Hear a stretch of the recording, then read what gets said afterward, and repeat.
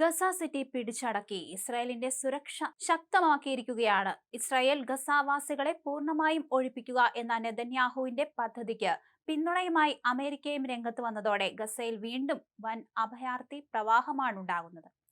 വ്യോമാക്രമണം നടത്തി ഗസയിലെ കെട്ടിടങ്ങൾ തകർക്കുന്ന ശൈലിയാണ് ഇസ്രായേൽ ആദ്യം കൈക്കൊണ്ടതെങ്കിൽ അടുത്ത ഘട്ടത്തിൽ കരയിൽ നിന്നുള്ള ആക്രമണം തുടങ്ങി.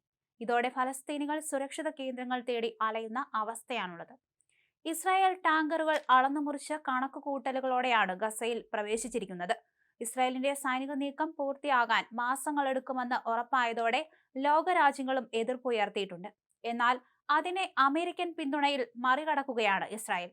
കരയാക്രമണം കൂടി ആരംഭിച്ചതോടെ ഗസ മുനമ്പ് കത്തുകയാണ്. കൊല്ലപ്പെട്ട ഫലസ്തീനികളുടെ എണ്ണം 75 എന്നാണ് റിപ്പോർട്ട്. ഗസയിലുള്ള 3000 ഹമാസ് പോരാളികളെ ഇല്ലാതാക്കാൻ കൂടുതൽ സൈന്യത്തെ യുദ്ധമുഖത്ത് എത്തിക്കാനാണ് ഇസ്രായേൽ നീക്കം. ഇസ്രായേൽ തീമഴ പെയ്യ്ക്കുമ്പോൾ പലായനത്തിന് പോലും വഴിയില്ലാതെ പരക്കം പായുന്ന ജനം.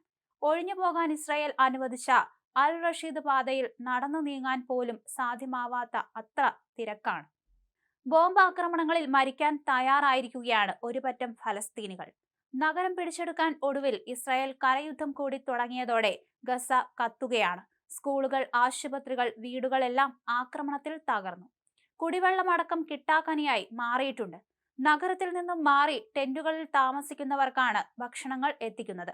നഗരവാസികൾക്ക് ഇത് സാധ്യമല്ലാത്ത അവസ്ഥയിലാണ് കാര്യങ്ങൾ. കാൽനടയായോ വാഹനങ്ങളിലോ നീണ്ട നിരയായി ആയിരക്കണക്കിന് ഫലസ്തീനികൾ നഗരം വിട്ട് പലായനം ചെയ്യുകയാണ്. പലയിടങ്ങളിലും മൃതദേഹങ്ങൾ ചിതറിക്കിടക്കുന്നു.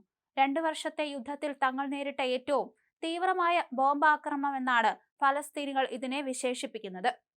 കരസേന ഗസ മുനമ്പിന്റെ പ്രധാന നഗരത്തിലേക്ക് കൂടുതൽ ആഴത്തിൽ നീങ്ങുകയാണെന്നും ഇപ്പോഴും നഗരത്തിലുണ്ടെന്ന് കരുതുന്ന ഹമാസ് തീവ്രവാദികളെ നേരിടാൻ വരും ദിവസങ്ങളിൽ സൈനികരുടെ എണ്ണം വർദ്ധിപ്പിക്കുമെന്നും ഇസ്രായേൽ പ്രതിരോധ സേന ഉദ്യോഗസ്ഥർ പറഞ്ഞു.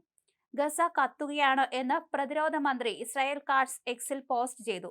IDF ഭീകരരുടെ അടിസ്ഥാന സൗകര്യങ്ങൾക്കെതിരെ ഉരുക്കുമുഷ്ടി ഉപയോഗിച്ച് ആക്രമണം നടത്തുകയാണെന്നും ബന്ദികളെ മോചിപ്പിക്കുന്നതിനും ഹമാസിനെ പരാജയപ്പെടുത്തുന്നതിനുമുള്ള സാഹചര്യങ്ങൾ സൃഷ്ടിക്കാൻ IDF സൈനികർ ധീരമായി പോരാടുകയാണെന്നും കാറ്റ്സ് പോസ്റ്റ് ചെയ്തു. ആക്രമണം ആരംഭിച്ചതിലൂടെ ഇസ്രായേൽ ഭരണകൂടം യൂറോപ്യൻ നേതാക്കളുടെ ഉപരോധ ഭീഷണികളെയും അത് വളരെയധികം വില കൊടുക്കേണ്ട തെറ്റായിരിക്കാമെന്ന ഇസ്രായേലിന്റെ സ്വന്തം സൈനിക കമാൻഡർമാരുടെയും മുന്നറിയിപ്പുകളെയും അവഗണിച്ചുകൊണ്ടാണ് മുന്നോട്ടു നീങ്ങുന്നത്. എന്തായാലും ഹമാസ് തീവ്രവാദികൾക്കെതിരെ പോരാടാൻ തന്നെയാണ് ബെഞ്ചമിൻ നെതന്യാഹു ഉറച്ചു നിൽക്കുന്നത്. സൈനികർക്ക് വ്യക്തമായ നിർദ്ദേശങ്ങളെല്ലാം നൽകിക്കഴിഞ്ഞു.